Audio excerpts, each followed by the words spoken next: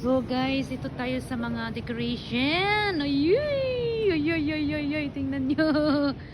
Ayan, Pasko na dito. Marami ng decoration na makikita ninyo. Oh. Ayan. So, paradis dito guys. Paradis. Meron pang mas maganda dito na guys.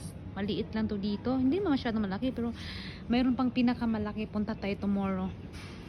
Para siyang paradis. Ayan, nakikita ninyo. Si Bibong, oh. Ayan.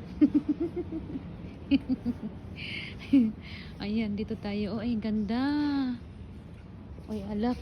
Oh, so sis. Ayan. Ang ganda. Ang ganda. Oh, diba? So, parang paradise dito, guys, ng mga decoration for the sa Christmas. Pasko dito. Pasko na dito, guys. Grabe, ang gaganda dito, oh. Ay, kamalma.